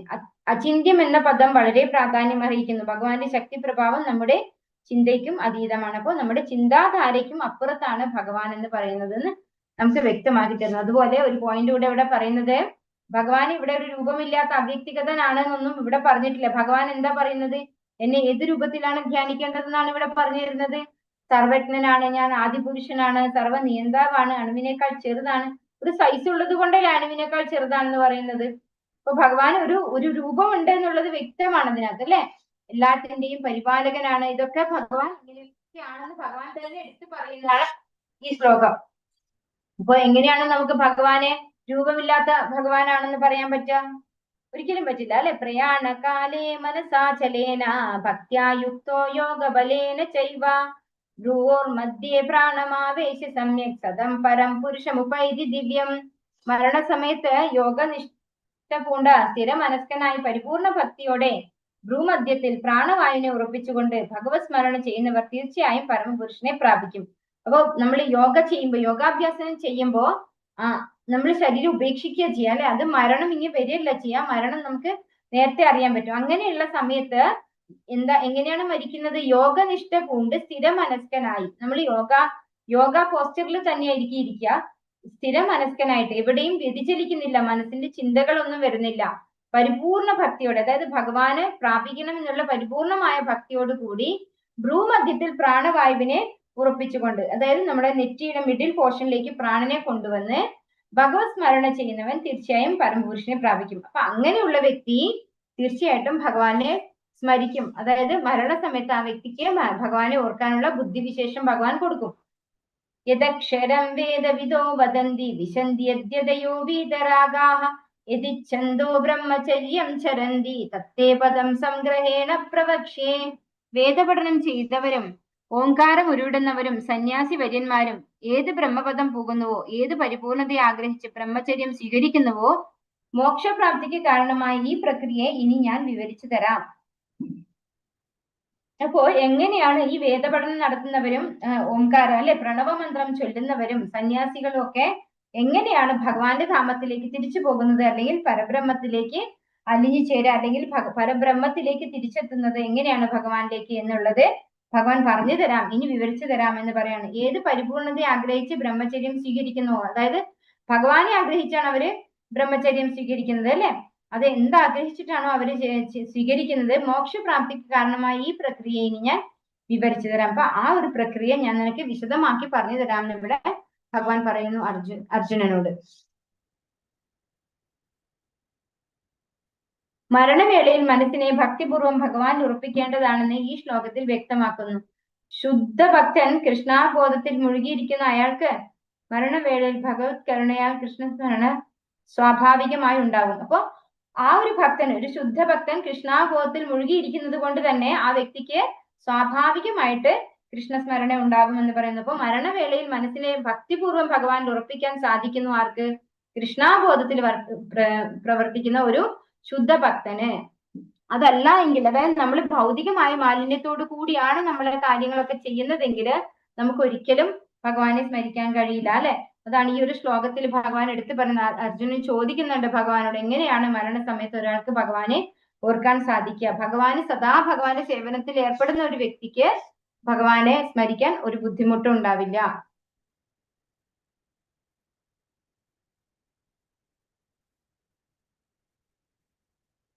നമ്മൾ ഈ ശ്ലോകമല്ലേ പഠിച്ചത്? എങ്ങനെ അതിന്റെ ഇടയിൽ 10ാമത്തെ ശ്ലോകം വന്നത്? ഹരേ കൃഷ്ണ, നമ്മൾ ഈ ശ്ലോകമല്ലേ എക്സ്പ്ലെയിൻ ചെയ്തത്? 11ാമത്തെ ശ്ലോകല്ലേ മാതാജി? 11ാമത്തെ ശ്ലോകം മാതാജി. ശ്ലോകമാണ് അല്ലെ? ജീവിതത്തിന്റെ ആരംഭം മുതൽക്കേ ബ്രഹ്മചര്യം അനുഷ്ഠിക്കാൻ നിവൃത്തിയില്ലാത്ത വിധം ലോകത്തിലെ സാമൂഹ്യ ഘടനയ്ക്ക് അത്രയേറെ മാറ്റങ്ങൾ വന്നു കഴിഞ്ഞു. കലിയുഗത്തിൽ ആധ്യാത്മിക സിദ്ധാന്ത പ്രകാരം ഹരേ കൃഷ്ണ കൃഷ്ണ കൃഷ്ണ ഹരേ ഹരേ, ഹരേ രാമ രാമ രാമ ഹരേ ഹരേ എന്ന നാമോച്ചാരണമല്ലാതെ ഭഗവത് സാക്ഷാത്കാരത്തിന് മറ്റൊരു വഴിയില്ലെന്ന് ശ്രീ ചൈതന്യ മഹാപ്രഭു പ്രഖ്യാപിച്ചിരിക്കുന്നു. അപ്പോ നമ്മൾ ഇവിടെ പഠിച്ചിരിക്കുന്ന ഈ ശ്ലോകത്തിൽ എന്താ പറയുന്നത്? വേദപഠനം ചെയ്തവർക്കും ഓങ്കാരം ഉരുവിടുന്നവർക്കും സന്യാസി വര്യന്മാർക്കും ഏത് ബ്രഹ്മപദം പോകുന്നുവോ, ഏത് പരിപൂർണതയെ ആഗ്രഹിച്ച് ബ്രഹ്മചര്യം സ്വീകരിക്കുന്നുവോ, മോക്ഷപ്രാപ്തിക്ക് കാരണമായി ഈ പ്രക്രിയ ഇനി ഞാൻ വിവരിച്ചു തരാം. അപ്പൊ ഈ പറഞ്ഞ കൂട്ടർക്ക്, ഈ വേദപഠനം ചെയ്യുന്നവരെ, ഓങ്കാരം പ്രണവമന്ത്രം ഉച്ചരിക്കുന്നവരെ, സന്യാസി വര്യന്മാരെ, ഇവരൊക്കെ എങ്ങനെയാണോ ഭഗവാന്റെ പദം പൂകിയിരിക്കുന്നത് ആ ഒരു പ്രൊസീജിയർ അല്ലെ, ആ ഒരു പ്രൊസീജിയർ എന്താണ് മോക്ഷപ്രാപ്തിക്ക് വേണ്ടിയിട്ടുള്ള ആ ഒരു പ്രക്രിയ, അത് ഞാൻ വിവരിച്ചു തരാം എന്നാണ് ഇവിടെ ഭഗവാൻ പറയുന്നത്.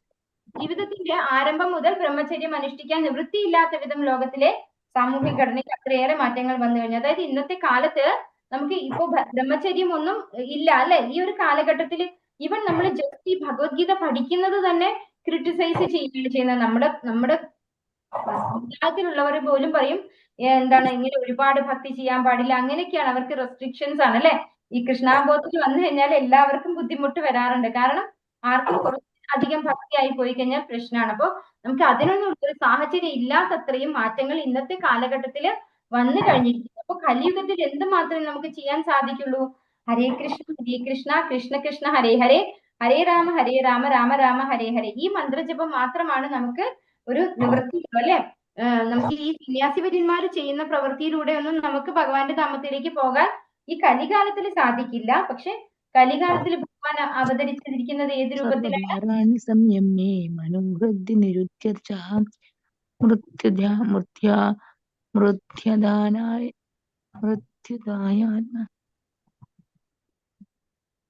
ഈ കലികാലത്തിൽ നമുക്ക് എന്താണ് ആകെ ചെയ്യാനുള്ളത്? നാമജപം, നാമസങ്കീർത്തനം മാത്രമാണ് നമുക്ക് ഭഗവാന്റെ ധാമത്തിലേക്ക് തിരിച്ചു പോകാൻ ചെയ്യാൻ പറ്റുന്നത്. പിന്നെ അത്യാവശ്യം നമുക്ക് ഭഗവാന്റെ വിഗ്രഹ ആരാധന നടത്താം അല്ലെ? നമ്മുടെ ഈ പറഞ്ഞ എല്ലാ ഇന്ദ്രിയങ്ങളും ഉപയോഗിച്ച് ഭഗവാനെ സേവനത്തിൽ ഏർപ്പെടാനും നമുക്ക് പരിശ്രമിക്കാം. സർവദ്വാരാണി സംയമ്യ മനോഹൃതി നിരുദ്ധ്യ ച മൂർധ്യാധായാത്മന പ്രാണം ആസ്ഥിതോ യോഗധാരണാം. ഇവിടെ പറഞ്ഞ പ്രകാരം യോഗം പരിശീലിക്കണമെങ്കിൽ ആദ്യമായി വേണ്ടത് ഇന്ദ്രിയങ്ങളുടെ കഥ കടയ്ക്കുകയാണ്. ഇപ്രകാരം ഇന്ദ്രിയങ്ങളെ സംയമിച്ച് മനസ്സിനെ ഹൃദയത്തിൽ ഏകാഗ്രമാക്കുകയും പ്രാണവായുവിനെ മൂർധാവിൽ സ്ഥിരീകരിക്കുകയും ചെയ്താൽ യോഗസ്ഥനാകാം. അപ്പോ ഈ ഭഗവാൻ പറഞ്ഞതുപോലെ അല്ലെ, ഭഗവാൻ നേരത്തെയുള്ള ശ്ലോകത്തിൽ എങ്ങനെയാണ് ഈ പറഞ്ഞ സന്യാസി വര്യന്മാരും ഒക്കെ ഭഗവാന്റെ പരിപൂർണതയിൽ എത്തിയിരിക്കുന്നത്, ആ ഒരു പ്രൊസീജിയർ, ഒരു പ്രോസസ് എന്താണെന്ന് ഞാൻ പറഞ്ഞു തരാം എന്നാണ് ഭഗവാൻ പറഞ്ഞത് അല്ലെ? അപ്പൊ ഇവിടെ പറഞ്ഞ പ്രകാരം യോഗം പരിശീലിക്കണമെങ്കിൽ ആദ്യം എന്താ ചെയ്യേണ്ടത്? ഇന്ദ്രിയങ്ങളുടെ കഥ കടക്കണം, ആ ഡോർ അങ്ങോട്ട് അടയ്ക്കണം. എല്ലാ ഇന്ദ്രിയങ്ങളുടെയും കഥ കടച്ചു വെച്ചേക്കണം. ഇപ്രകാരം ഇന്ദ്രിയങ്ങളെ സംയമിച്ച് മനസ്സിനെ ഹൃദയത്തിൽ ഏകാഗ്രമാക്കുകയും പ്രാണവായുവിനെ മൂർധാവിൽ സ്ഥിരീകരിക്കുകയും ചെയ്താൽ യോഗസ്ഥനാകാം. അപ്പോൾ നമ്മുടെ തലയുടെ സെന്റർ പോർഷൻ, അതാണ് മൂർധാവ് പറയുന്നത് അല്ലെ? അവിടെ ആരെ കൊണ്ടുവരണം? പ്രാണവായുവിനെ മൂർധാവിൽ കൊണ്ടുവരണം. മനസ്സിനെ ഹൃദയത്തിൽ ഏകാഗ്രമാക്കണം. അങ്ങനെ ചെയ്യണം. അതിന് ചെയ്യണമെങ്കിൽ ആദ്യം എന്ത് വേണം? നമ്മള് ഇന്ദ്രിയങ്ങളുടെ കഥ കടക്കണം. ഇന്ദ്രിയങ്ങളെ സംതൃപ്തിപ്പെടുത്തരുത്, ഇന്ദ്രിയങ്ങളെ അടച്ചു വെച്ചേക്കണം. ഇനി മതിയാക്കി എന്ന് പറഞ്ഞിട്ട് അടച്ചു വെച്ചേക്കണം. അങ്ങനെയാണെങ്കിൽ മാത്രമേ നമുക്ക് ഈ ഒരു പ്രൊസീജിയറിലൂടെ ഭഗവാൻ ഈ പറയുന്ന പ്രകാരം നമുക്ക് മുന്നോട്ട് പോകാൻ സാധിക്കുള്ളൂ. അതായത് പ്രാണവായുവിനെ മൂർധാവിൽ കൊണ്ടുവന്ന് മനസ്സിനെ ഹൃദയത്തിൽ ഏകാഗ്രമാക്കണമെങ്കിൽ നമ്മൾ ആദ്യം എന്ത് ചെയ്യേണ്ടതുണ്ട്? ആദ്യം എന്താ ചെയ്യേണ്ടേ? ഇന്ദ്രിയങ്ങളുടെ കഥ കടക്കണം.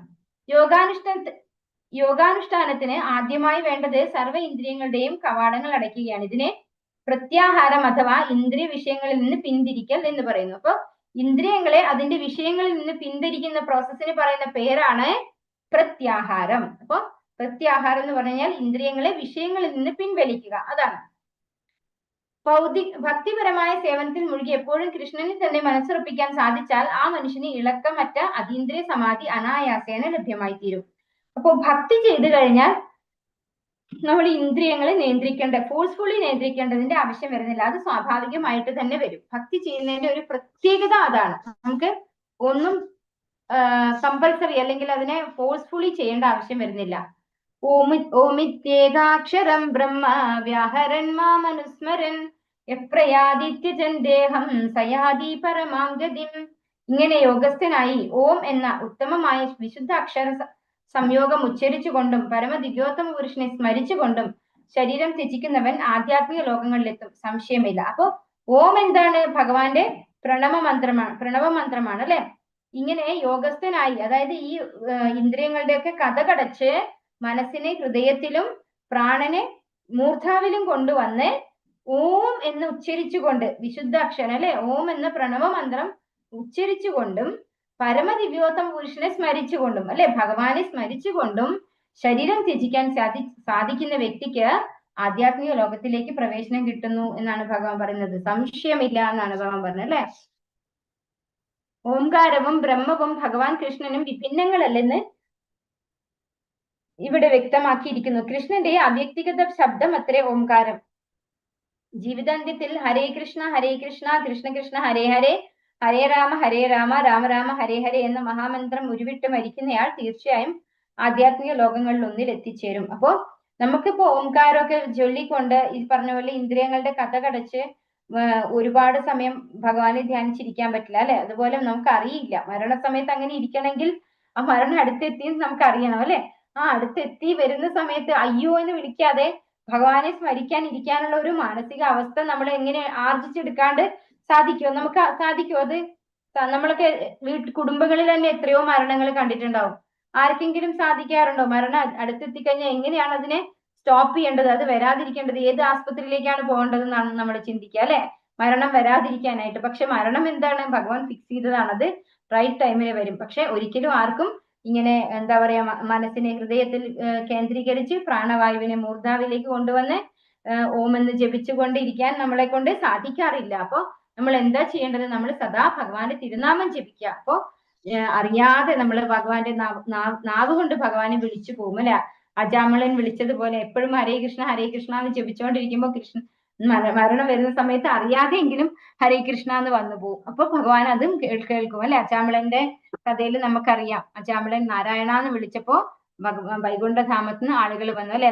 അജാമളൻ വിളിച്ചത് മകനെ ആണെങ്കിൽ പോലും ഭഗവാൻ അത് സ്വീകരിക്കുകയാണ് ചെയ്യുന്നത്. അതുപോലെ നമ്മൾ സദാ ഭഗവാന്റെ തിരുനാമം ജപിക്കെങ്കിലും ചെയ്താൽ നമുക്ക് ഭഗവാന്റെ ധാമത്തിലേക്ക് എപ്പോഴായാലും തിരിച്ചു പോകാൻ സാധിക്കും.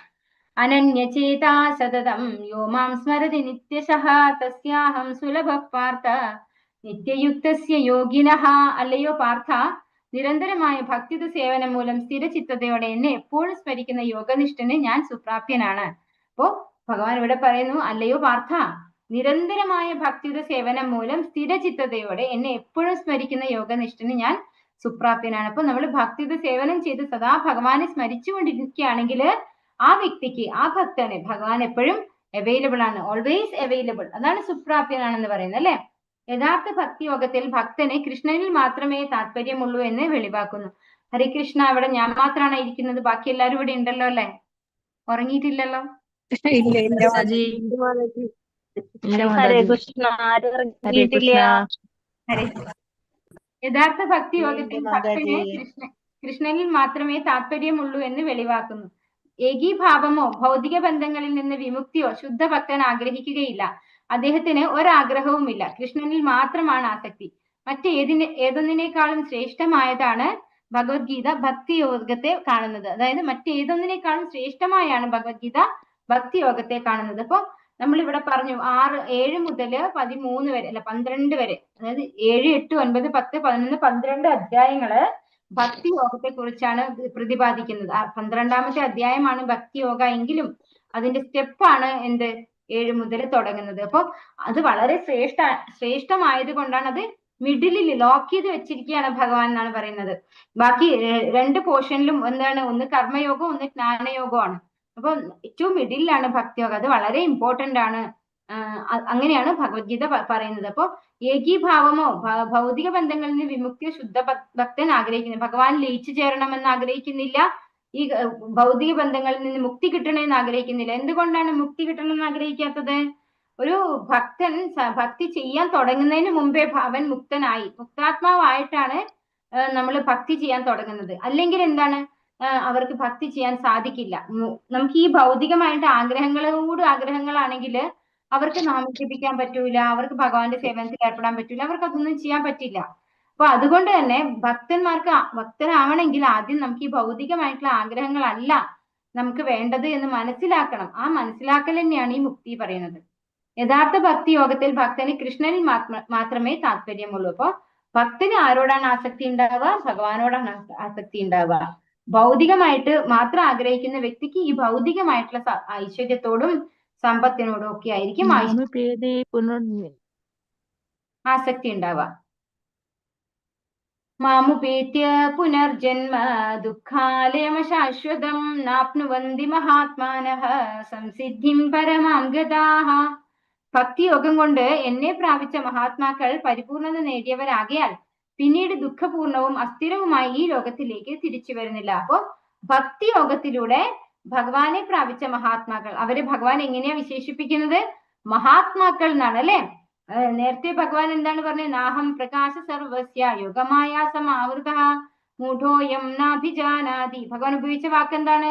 ഭഗവാനെ ആശ്രയിക്കാത്തവര്, ഭഗവാനെ ആർക്കൊക്കെയാണ് പ്രകാശിതമാവാത്തത് എന്ന് പറയുമ്പോൾ മൂഢോയം നാഭിജാനാതി അല്ലെ.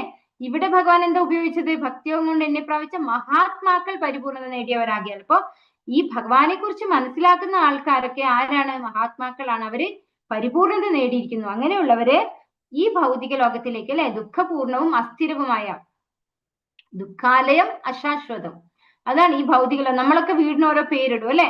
ഈ ഭൗതിക ലോകത്തിന് ഭഗവാൻ ഇട്ട പേരാണ് ദുഃഖാലയം അശാശ്വതം. അപ്പൊ ഇവിടെ നമ്മൾ എന്താ ചെയ്യുന്നത്? സുഖം കിട്ടാൻ, സന്തോഷം കിട്ടാൻ പരിശ്രമിച്ചുകൊണ്ടേയിരിക്കുകയാണ് ചെയ്യുന്നത് അല്ലെ. ഭഗവാൻ ദുഃഖാലയം അശാശ്വതം എന്ന് പേരിട്ടെടുത്ത് നമ്മൾ ശാശ്വതമായിട്ട്, നമുക്ക് പെർമനന്റ് ആയിട്ട് വേണം ഈ സുഖവും സന്തോഷവും അല്ലെ. കുറച്ചു നേരത്തേക്കല്ല, പെർമനന്റ് ആയിട്ട് വേണം. ഈ ലോകം തന്നെ അശാശ്വതം എന്ന് ഭഗവാൻ പറയുന്നു. അപ്പൊ അവിടെ ഇവിടുന്ന് പുറത്തേക്ക് പോവുകയാണ് നമ്മൾ ചെയ്യേണ്ടത്. നമുക്ക് ശാശ്വതമായിട്ടുള്ള സന്തോഷമാണ് വേണ്ടതെങ്കിൽ നമ്മൾ എന്ത് വേണം? ഇവിടുന്ന് പോവുകയാണ് വേണ്ടത് അല്ലെ. ഇവിടുന്ന് പോയി എവിടെയാണോ ശാശ്വതമായ സന്തോഷം ഉള്ളത് അവിടെ പോയിരിക്കണം. അത് ഭഗവാന്റെ ധാമമാണ്. ബാക്കി എല്ലാ ധാമത്തിലും, അതായത് ഈ ഭൗതിക പ്രപഞ്ചത്തിൽ സ്വർഗലോകമോ ഉപരിലോകങ്ങൾ എന്തോ ആവട്ടെ, അവിടെയൊക്കെ എന്താണ്? അതും ഒക്കെ ഈ പറഞ്ഞ ദുഃഖാലയം അശാശ്വതത്തിൽ പെട്ടത് തന്നെയാണ്. അപ്പോൾ ഭക്തിയോഗം കൊണ്ട് ഭഗവാനെ പ്രാപിച്ചിട്ടുള്ള മഹാത്മാക്കള് അവര് പൂർണ്ണത നേടിയിട്ടുള്ളവരായതുകൊണ്ട് തന്നെ ഈ ഭൗതിക ലോകത്തിൽ നിന്ന് തിരിഞ്ഞു മറിഞ്ഞുകൊണ്ടിരിക്കാതെ ഭഗവാന്റെ ഭക്തിയുത സേവനം ചെയ്ത് തിരിച്ച് ഭഗവാന്റെ ധാമത്തിലേക്ക് പോകുന്നു. അസ്ഥിരവുമായി ഈ ലോകത്തിലേക്ക് തിരിച്ചു വരില്ല. അപ്പൊ അവരുടെ മരണശേഷം അവർക്ക് നേരെ ഭഗവാന്റെ ധാമത്തിലേക്ക് പോകാം. അസ്ഥിരമായ ഈ ഭൗതിക പ്രപഞ്ചം ജനനം, വാർദ്ധക്യം, രോഗം, മരണം എന്നിവയാൽ ക്ലേശബഹുലമാകിയാൽ പരിപൂർണത നേടി ഗോലോക വൃന്ദാവനം എന്ന കൃഷ്ണലോകം പ്രാപിച്ച ഒരാൾ തിരിച്ചു വരാൻ ആഗ്രഹിക്കുകയില്ല. അപ്പോ ഭഗവാന്റെ ധാമത്തിൽ എത്തിയ ആൾക്ക് എന്തിനാണ് ഇങ്ങോട്ട് വരേണ്ട ആവശ്യമുണ്ടോ? ഭഗവാന്റെ ധാമത്തിൽ എത്തിക്കഴിഞ്ഞാൽ അത് പെർമനന്റ് പ്ലേസ് ആണ് അല്ലെ. അവിടെ ഭഗവാന്റെ നിത്യസേവകരായിട്ട് നമുക്ക് ഇരിക്കാം, സുഖമായിട്ടിരിക്കാം. അവിടെ എങ്ങനെയാണ്? 10ാമത്തെ അധ്യായത്തിൽ പറയുന്നുണ്ട്, നദത് ഭാസയതേ സൂര്യോ നശശാങ്കോന പാവകഹ അല്ലെ. ഭഗവാന്റെ ധാമത്തിൽ എത്തിക്കഴിഞ്ഞാൽ അവിടെ സൂര്യചന്ദ്രന്മാരില്ല, രാത്രിയും പകലും ഇല്ല.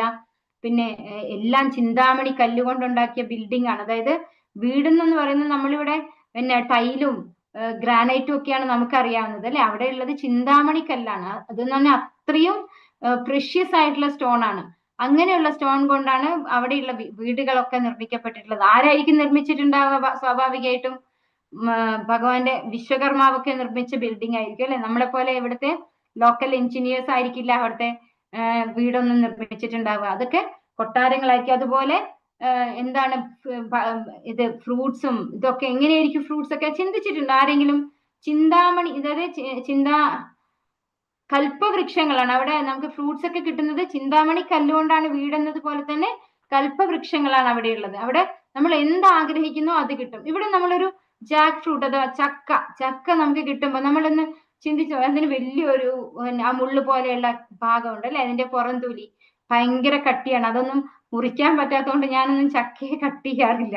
അപ്പൊ അത് ഭയങ്കര ബുദ്ധിമുട്ടുള്ള സാധനമാണ് അല്ലെ. നമുക്കൊന്ന് കട്ട് ചെയ്ത് എളുപ്പത്തില് ഒരു ചക്കച്ചോള കിട്ടാൻ വലിയ ബുദ്ധിമുട്ടാണ്. കാരണം അതിനകത്ത് ചക്കയുടെ ആ ഒരു വിളഞ്ഞീറ്, അതായത് പശ പോലെയുള്ള പോർഷൻ ഉണ്ട്. അതൊക്കെ നമുക്ക് ഭയങ്കര ബുദ്ധിമുട്ടാണ്. പക്ഷെ അതുപോലെ കുരു, ഈ ചിന്താമണി ധാമത്തില് എല്ലാ അക്ഷയ വൃക്ഷം ആയതുകൊണ്ട് തന്നെ അങ്ങനെയുള്ള വൃക്ഷമായ നമ്മൾ എന്ത് ആഗ്രഹിച്ചോ അത് തരുന്ന വൃക്ഷം.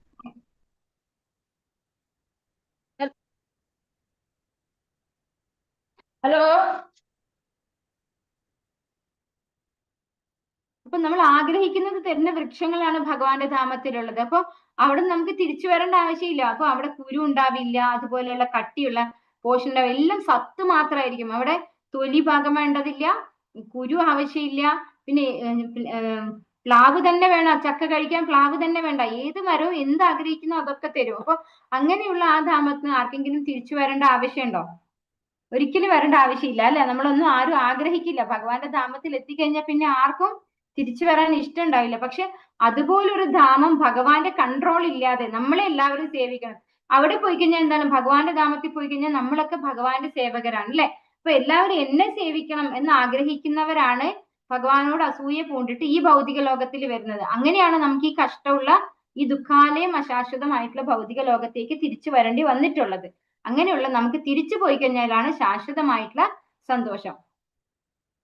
ബ്രഹ്മഭുവനാലോകാഃ പുനരാവർത്തിനോർജുന മാമുപേത്യതു കൗന്തേയ പുനർജന്മന വിദ്യതേ.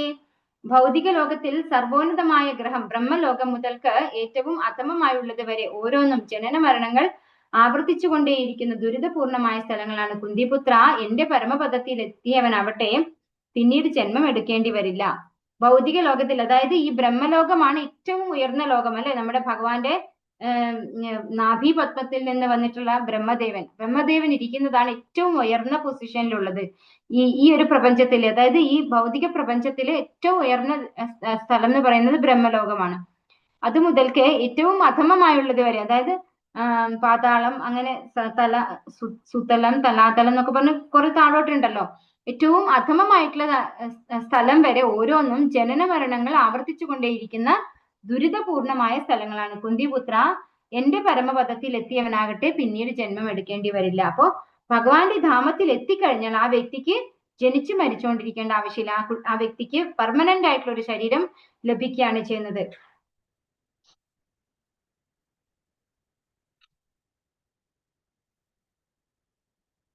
കർമ്മജ്ഞാന ഹഠയോഗങ്ങൾ അനുഷ്ഠിച്ചു പോരുന്നവർക്കെല്ലാം പരമദിവ്യമായ കൃഷ്ണന്റെ ധാമം പൂകണമെങ്കിൽ കൃഷ്ണാബോധം അഥവാ ഭക്തിയോഗത്തിൽ പരിപൂർണത നേടേണ്ടി വരും.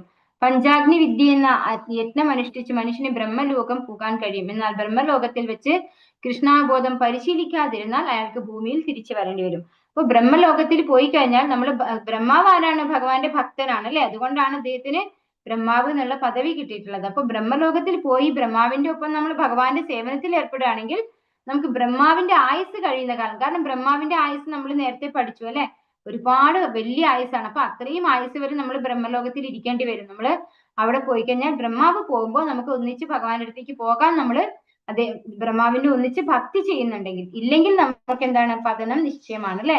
ഈ ഭൗതിക ലോകത്തിലേക്ക് നമുക്ക് തിരിച്ചു വരേണ്ടി വരും. ബാക്കി നമുക്ക് അടുത്ത ദിവസം ക്ലാസ് എടുക്കാം. ഹരേ കൃഷ്ണ കൃഷ്ണ കൃഷ്ണ ഹരേ ഹരേ, ഹരേ രാമ രാമ രാമ ഹരേ ഹരേ. വാഞ്ചാകൽപതരൂപസ്യ കൃപാ സിന്ധുഭ്യ ഏവ ച പതിതാനാം പാവനേഭ്യോ വൈഷ്ണവേഭ്യോ നമോ നമഃ. അനന്തകോടി വൈഷ്ണവന്ദി की जय, श्रील प्रभुपाद की जय, गुरु महाराज की जय, निताय गौर प्रेमानंदे. हरि हरि बोल. हरे कृष्णा. हरे कृष्ण.